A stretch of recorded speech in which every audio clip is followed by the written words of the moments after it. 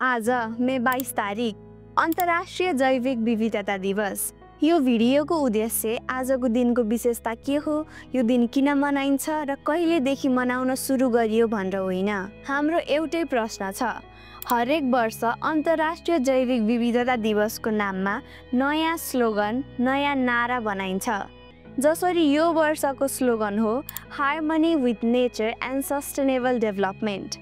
2030 सम्म 55% carbon emission कम गर्ने, 2050 सम्म नेट जेरो कार्बन इमिसनमा पुग्ने जस्ता नयाँ टार्गेट र नयाँ गोल्स बनाइन्छ। तर त्यो सबै पेपरमा मात्र सीमित हुन्। विगत 500 वर्षभित्रमा संसारमा भएका करिब 20 लाख प्रजाति मध्ये 2 लाख भन्दा बढी प्रजाति विलुप्त भइसकेका छन्। दि गार्जियनको रिपोर्ट अनुसार त मानवीय सभ्यता सुरु भएदेखि अहिलेसम्म 83% स्तनधारी प्राणी यानि म्यामल्स विनाश भइसकेका छन्। यदि यो विनाश आजको दिनबाट नै बन्द गर्ने हो भने पनि प्रकृतिलाई यो सबै पूर्ण प्राप्त गर्न करिब 50 लाख वर्ष भन्दा पनि बढी समय लाग्छ।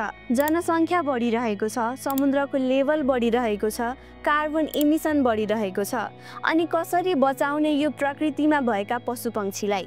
कुनै पनि विशेष दिन र दिवसको अवसरमा नेपाल प्रायोरिटिजको टिमबाट शुभकामना भन्ने गर्छौँ। तर आजको यो दिनमा शुभकामना दिने जस्तो केही छैन। अहिले त बोल्न नसक्ने प्राणीहरूको विनाश भइरहेको छ। अब हामी मानिसको पनि पालो नआउला भन्न सकिँदैन। जब यो पृथ्वी नै रहेन भने हामी कहाँ रहौँला र? मार्स जस्तै अन्य ग्रहमा जीवन बसाउन खोजिरहेका व्यक्तित्वहरूलाई आफ्नो आइडल बनाएर पुजिरहेका छौँ। तर तिनीहरूले नै सबैभन्दा बढी यो पृथ्वीको विनाश गरिरहेका छन् भन्ने कुरालाई चाहिँ नजरअन्दाज गर्दछौँ। उनीहरूको विकल्प त मार्स होला, अनि तपाईँको विकल्प के छ त?